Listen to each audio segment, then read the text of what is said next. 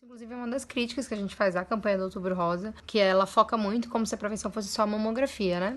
Na verdade, existem pelo menos 4 níveis de prevenção, né? Existe a prevenção primária, que é aquela que você faz para combater os fatores de risco para determinadas doenças. Então, por exemplo, exercício físico, alimentação balanceada, esse tipo de coisa, né? Saúde mental, quando possível, né? No nosso país. Existe a prevenção secundária, que é aquela que você faz para identificar uma doença em seu início. E aí entra o conceito da mamografia, porque ela é o que a gente usa para rastreamento. Só que o rastreamento, ele só tem sentido quando você tem um nível de evidência científica suficiente mostrando que rastrear aquela doença no início tem impacto sobre a mortalidade. Nem todas as doenças precisam ser rastreadas no início, e nem sempre é verdade que é sempre melhor prevenir. E aí eu vou chegar nisso por quê? Tem a prevenção terciária, que é aquela que você reduz as complicações, né, de uma doença. Então, por exemplo, uma pessoa que tem uma hipertensão arterial sistêmica, reduzir a chance de ter um infarto, um acidente vascular cerebral. A prevenção terciária, né, que também tá nela a reabilitação. E tem a prevenção quaternária, que é um conceito que ganhou mais força aí no século XX, que tem a ver com a prevenção que se faz a iatrogenias e a excesso de exames e excesso de procedimentos, e o que é que isso pode causar de dano ao paciente, né? Então, a prevenção quaternária é você ter um nível de evidência suficiente para pedir tal exame, suficiente para fazer determinado procedimento, para que o benefício seja maior que o malefício, né? Em relação ao câncer de mama, os fatores de risco em relação ao câncer de mama são, em especial, consumo de álcool, consumo de gordura, sedentarismo de uma maneira geral. Fatores de proteção. Um fator muito importante de proteção, a amamentação é um fator importante de proteção, e um fator de risco que pouco se fala, depressão. Então, são fatores importantes. História familiar é um fator de risco importante, mas ele tá individualizado em um grupo muito específico, né? Que não é a maior parte das mulheres, na verdade. Então, mais ou menos.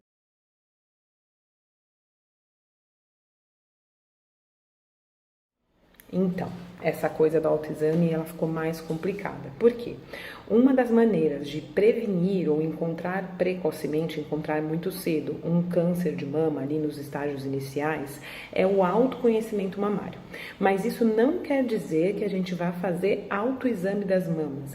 Quer dizer que a gente precisa conhecer as nossas mamas para que a gente saiba quais são as alterações que estão acontecendo por ali.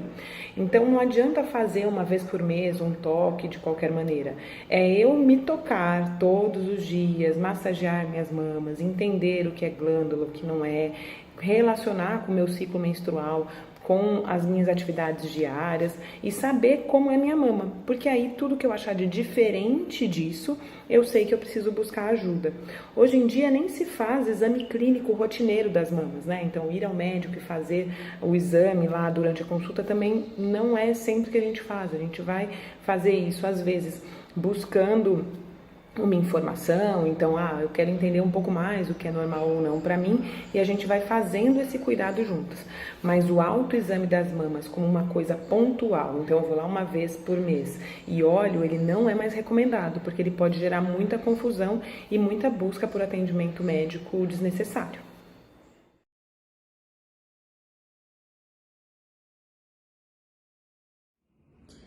Então, gente, o que é o BIRADS?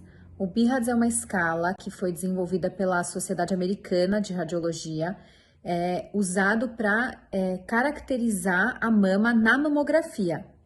Depois, esse termo acabou sendo emprestado para ultrassom e para ressonância, né? No caso desses exames avaliarem as mamas. O resultado do BIRADS tem 7 números diferentes, né? Cada um deles com um significado diferente. Então, o BIRADS 0 geralmente indica um exame inconclusivo, não tem como a gente tomar uma decisão baseado naquele exame, e geralmente você tem que fazer uma complementação com outro exame de imagem. Então, vamos supor que a pessoa fez uma mamografia e veio um BIRADS 0. Aí você tem que fazer um ultrassom, por exemplo, porque a característica do exame feito inicialmente não é suficiente para fechar um diagnóstico.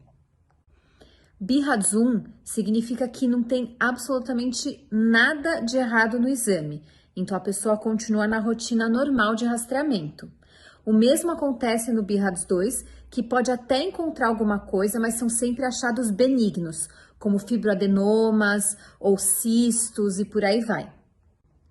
O BIRADS 3 tem achados provavelmente benignos, ou seja, achou alguma coisa no exame, tem cara de que não é do mal, mas é uma coisa que a gente tem que olhar um pouquinho mais de perto. Então, normalmente a gente não faz aquele rastreamento com a mamografia de 2 em 2 anos, a gente faz uma coisa um pouco mais curta. Então, geralmente você faz um segmento de 3 anos daquela lesão, ou seja, daquele nódulo que achar, mas depois desses 3 anos, se ele se mantém estável e tudo bonitinho, aí tem uma periodicidade certinha, você pode voltar para a rotina normal. O BIRADS 4 já mostra que tem alguma coisa lá e que tem cara que não é muito do bem, que a gente chama achado suspeito de malignidade. Nesse caso, a gente tem que sim encaminhar para fazer uma biópsia. O caso do BIRADS 5 é parecido com o 4, só que no 4 geralmente é uma baixa média suspeita. No 5 é altamente suspeito de algo maligno, também encaminha para biópsia. E o BIRADS 6 é um diagnóstico colocado em pacientes que já têm o diagnóstico de câncer, e aí o segmento é feito caso a caso, conforme aquela pessoa está tratando já.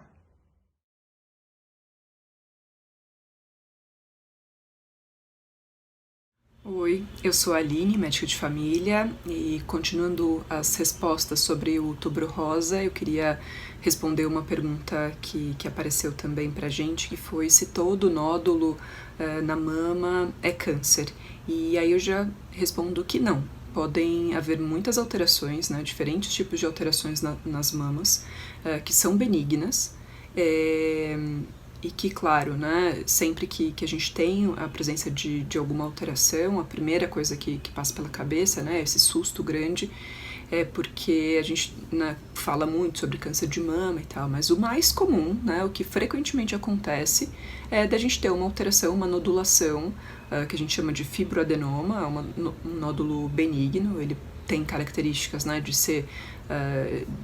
De ser mais macio, de ser móvel, né? Então, quando a gente palpa a mama, a gente percebe que ele tem uma mobilidade maior em relação à pele, ao tórax, ele tem uma característica firme, mas ela é mais amolecida. Enfim, tem algumas características que diferem de um nódulo maligno. E aí é comum, né, que as mulheres, na palpação ou mesmo tocando as mamas involuntariamente, né, sentindo assim como estão as mamas, né, inclusive como a gente recomenda, né, que a gente saiba, que a gente tenha consciência de como são as nossas mamas, mas não necessariamente fazer uma palpação repetitiva, né, enfim, com algum padrão, ou no consultório mesmo, a gente percebe essa nodulação. E aí a gente vai seguir a investigação, né, às vezes com ultrassom, com a mamografia, dependendo da idade das mulheres e da característica da nodulação. Então, esses nódulos, né, os fibroadenomas, eles não têm chance de se transformar em nódulos malignos. O que acontece às vezes é que a gente tem uma nodulação e a gente planeja, né, uma investigação em 6 meses para avaliar como que ficou a característica desse nódulo. Por quê? Às vezes a gente percebe, né, olha, um nódulo com características benignas, a gente checa em 6 meses para ver se houve alguma mudança e conseguir afirmar, olha, esse é um nódulo com características benignas. Ou não, esse é um nódulo que lá atrás, né, há 6 meses tinha características benignas, mas ele está crescendo de uma maneira ou evoluindo de uma maneira que não é o jeito que nódulos benignos costumam evoluir, e a gente vai precisar seguir essa investigação. Então é por isso que a gente faz esse monitoramento aí. Uma vez que depois, né, desses 6 meses a gente viu, não mudou de característica, é um nódulo benigno mesmo, a gente já fica mais tranquila em relação à investigação e avaliação e acompanhamento desse nódulo. Também podem acontecer, né, de aparecerem alguns cistos, eles também, né, junto com os fibroadenomas, podem causar, né, sensibilidade, dor, uma dor que pode ser cíclica, também trauma na mama pode causar alterações, né, que deixam uma certa nodulação, né, uma área mais espessa assim na mama, que também pode causar alguma alguma preocupação.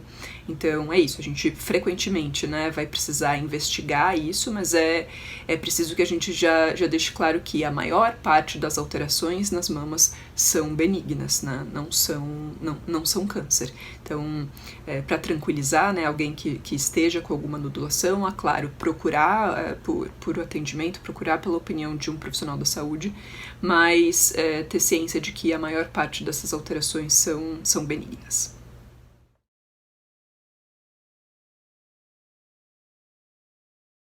Oi, gente. Uma das perguntas da nossa caixinha foi se o câncer de mama é genético. O que eu entendo por essa pergunta é que a pessoa quer saber se o câncer de mama pode ser hereditário, né? Porque genético todo câncer pode ser, tá? Porque para um câncer acontecer, precisa haver uma mutação genética na célula que começa a se multiplicar desenfreadamente, sem limite. Então, essas alterações genéticas, elas podem ser herdadas dos nossos genitores, por isso o nome hereditário, e elas podem acontecer no nosso corpo. A gente não precisa ter dado nenhum gene para ter um câncer. Nosso corpo, ele pode fazer uma mutação celular aleatória, ao acaso, infelizmente, e a gente tem aqueles fatores de risco que já foram falados anteriormente pelas outras profissionais do coletivo, que podem aumentar a chance dessas mutações acontecerem. Então isso é um apanhado geral para a gente explicar essa coisa genética. Quais são esses fatores de risco? Sedentarismo, alto consumo de gordura, alto consumo de álcool, né? Reparem